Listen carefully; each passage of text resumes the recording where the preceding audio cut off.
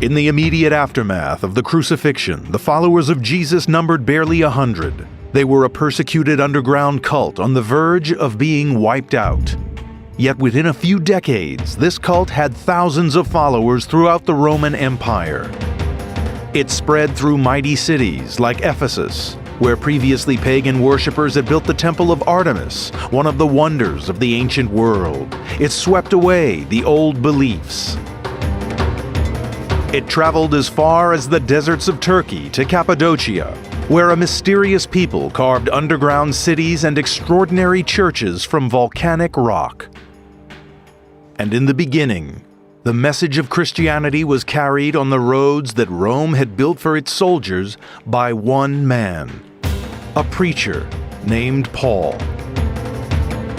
In his life, he walked 20,000 miles, bringing change and upheaval wherever he went.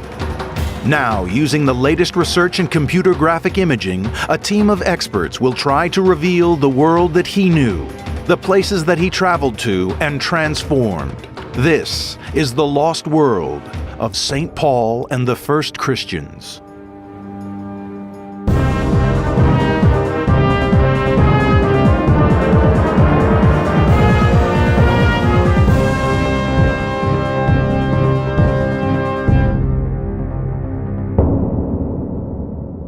(36 AD) in the city of Jerusalem, Jewish leaders are doing everything in their power to crush a dangerous new cult, the cult of Christ. Just 3 years after Jesus' crucifixion, only a handful of his followers survives. If they can all be killed, their religion will die too. A conservative Jewish teacher presides over this persecution. His name is Saul, and he personally supervises the execution by stoning of one of the Christian leaders. Yet in time, this man will become Jesus' greatest messenger.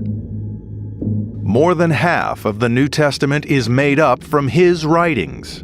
Many argue that without him, there would be no Christianity. Saul became Paul, and he shaped our world. Now, our investigators want to uncover the world that shaped him. The story starts in southwest Turkey, in Paul's hometown of Tarsus. It's still a busy town today, but historian Mark Wilson wants to find traces of the city that Paul knew, and which helped mold an extraordinary character. It lies in a very fertile plain with much agriculture in the area. Textile production is prevalent in the area as well. So as you look around Tarsus today, it's a very prosperous and booming city.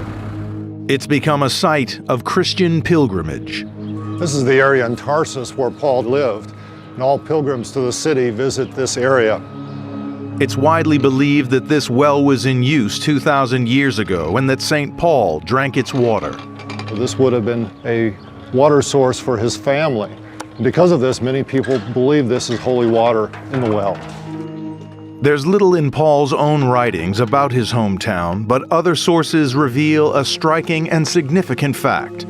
Tarsus once stood on the shores of the Mediterranean. The sea has since receded several miles, but this was once a major port. In the first century, it was a very bustling city on a major crossroads, and also a noted university town, the Athens of the East. And just 1 block from Paul's well, new evidence is emerging that gives us new insight into life here at that time. Recent building works were halted when workers found ancient ruins buried right beneath the town's center. Examining the find, the archaeologists realized that they were looking at a row of stores, an ancient mall dating back to the 1st century, Paul's time. The walls of this excavation pit are marked with layer on layer of artifacts. Successive generations lived here. But it's the discovery of a street at the bottom of the pit that provides the biggest clue. It's a paved road. And it's dead straight. Only one civilization built like this: the Romans. Local archaeologist Nadir Durgun points out other evidence of Roman occupation. You can see the rain gutters each side of the road. Oh, amazing. Look Yes, at those. the white stones. And it's visible, there are a lot of wheel traces on the road, wheel tracks. You know, carriages, coaches use the road. As a port, Tarsus was wealthy. That made it an attractive target for the Romans, and they occupied it in the decades before Paul's birth. This Roman presence would have a major influence on the way he would be brought up. This street is amazing because the young Paul probably played and walked along this street when he was a boy growing up in this city. Archaeological investigations enable us to recreate what ancient Tarsus would have looked like. This was a busy commercial center. Paul would have come into contact with people of different nationalities, different faiths. Perhaps Paul came down here and bought some groceries or traded in produce. His family, of course, were leather workers, tent makers, and they would have worked down in this central area of the city as well. Tradition has it that his family were craftsmen and traders. They certainly had the means to give him a privileged education. He's raised a strict Jew and called by the Jewish name of Saul. But he's also a Roman citizen, something which will prove advantageous throughout his life. And he's taught Greek, the ancient international language of diplomacy. He grows up part of the establishment, a member of a learned Jewish elite. His first taste of travel is to Jerusalem. He goes there as part of his education. And this is where he first encounters the followers of Jesus, a young revolutionary teacher whose popular support makes him a major threat to the authorities. To Saul, Jesus is the enemy. In fact, he was so zealous that he was involved in persecuting this new cult of people who were following Jesus as the Messiah.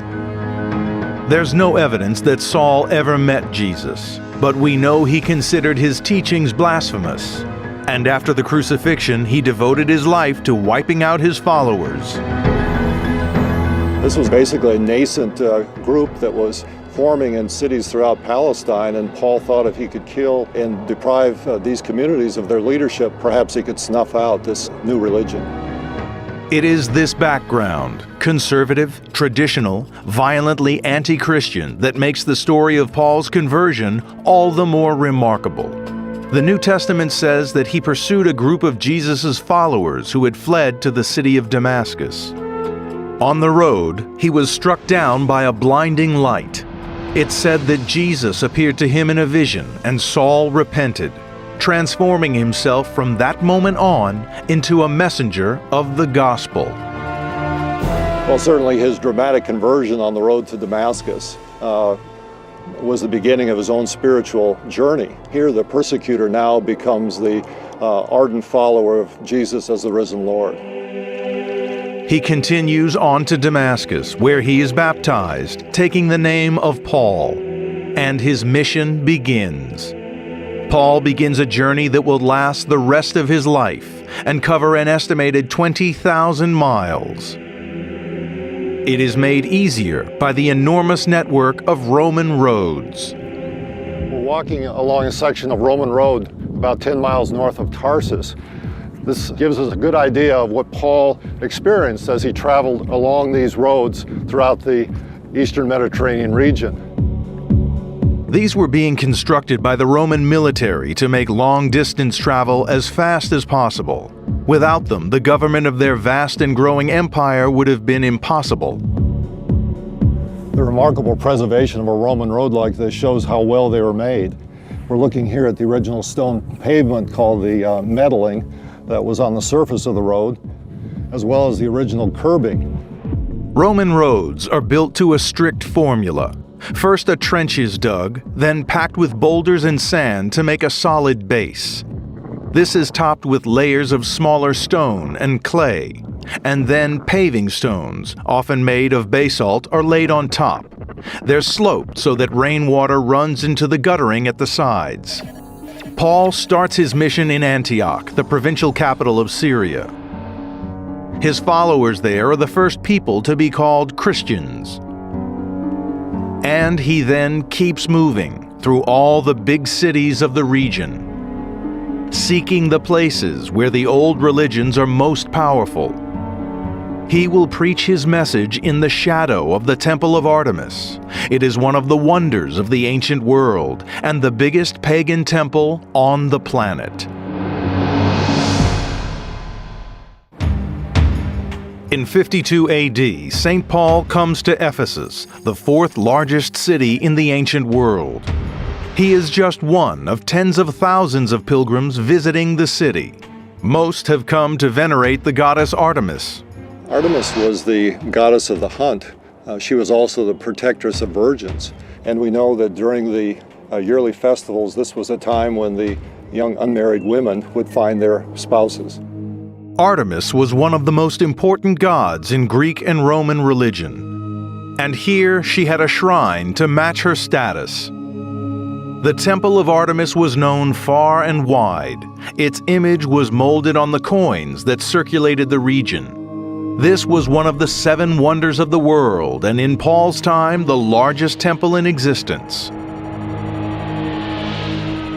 As a magnet for pagan pilgrims, it played a key role in Paul's plan. Ephesus became a wonderful base for him because the Temple of Artemis was here, and he used it for his own benefit because the many people who came into the city to participate in the various festivities were an audience for him to preach the gospel to.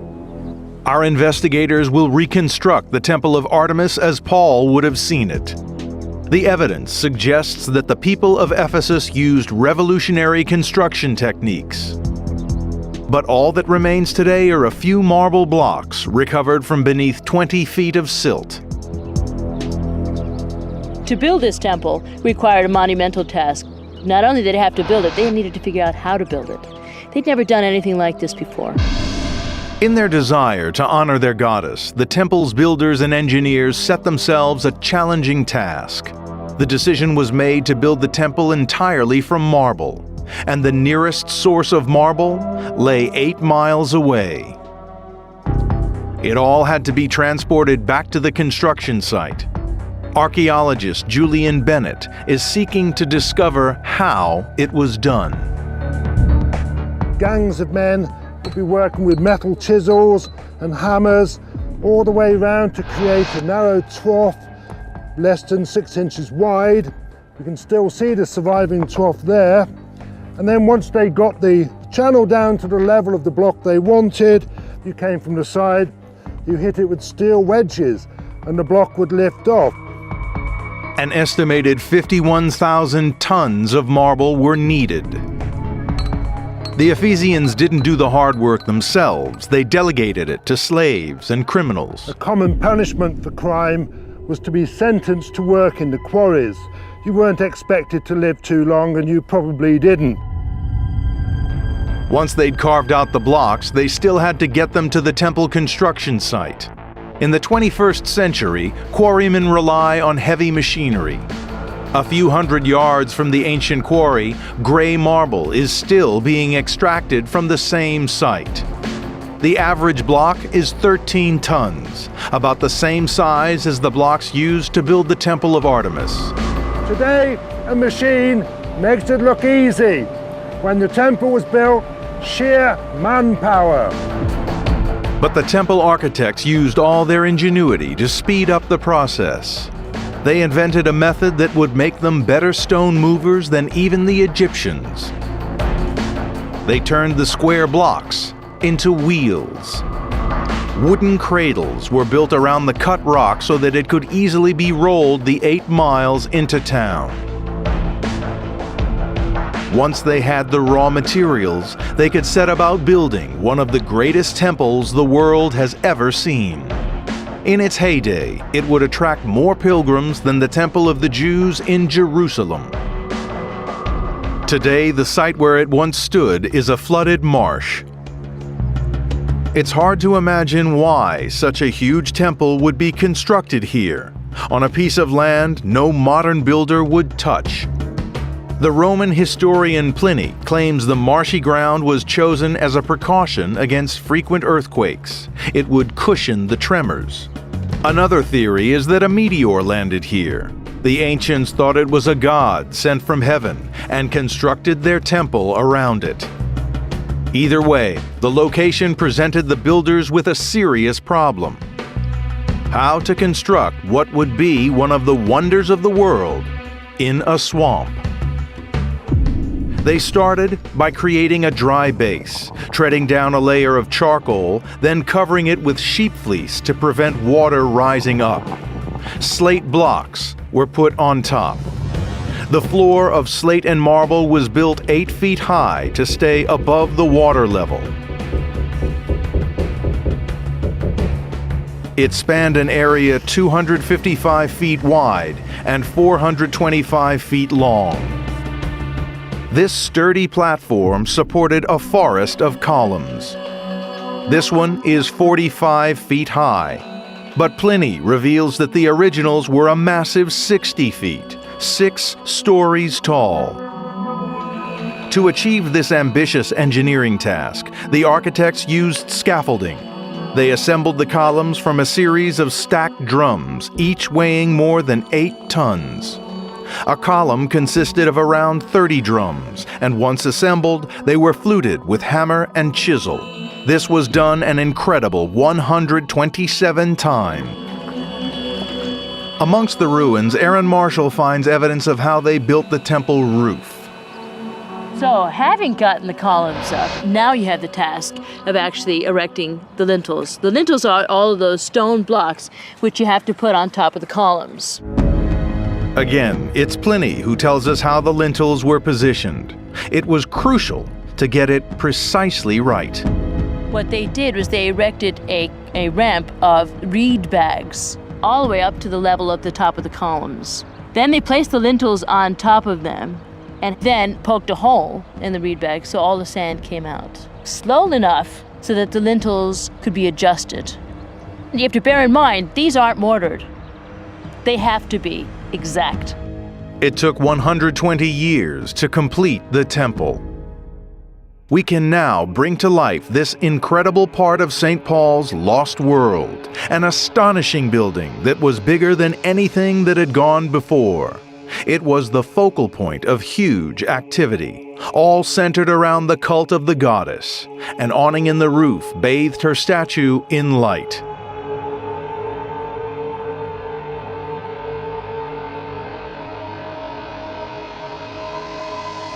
And the cult of Artemis was by no means the city's only religion.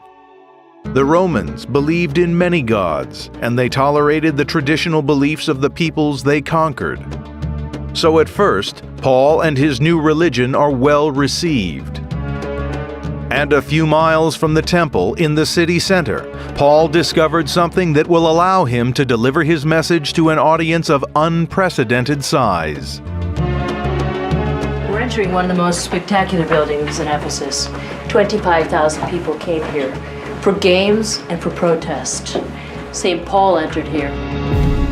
The city's theater, also built from white marble, was undergoing expansion while Paul was in the city.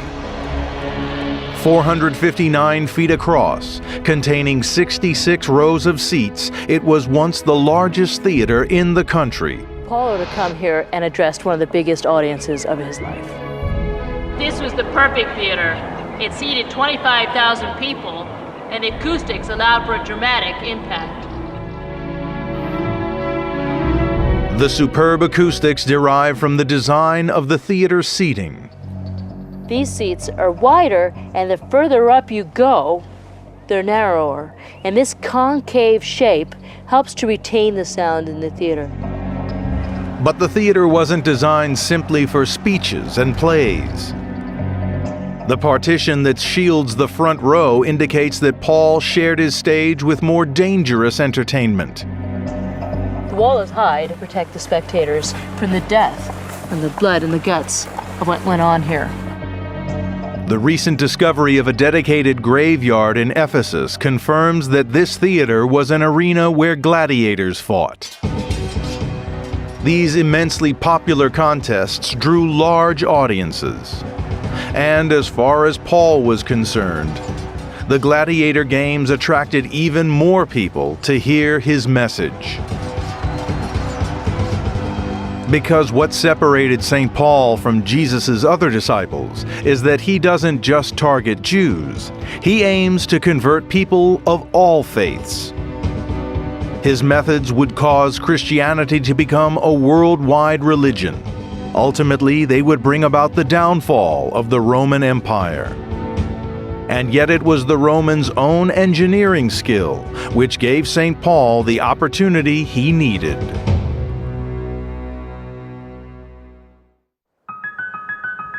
St. Paul lived and preached in the city of Ephesus, part of modern-day Turkey, for 2.5 years. The largest city in Roman Asia, with an open-minded and cosmopolitan population, it was the ideal place to seek new converts. Archaeologist Julian Bennett discovered that the way the Romans built their towns gave Paul a unique chance to bring huge numbers of people to Christianity. But he also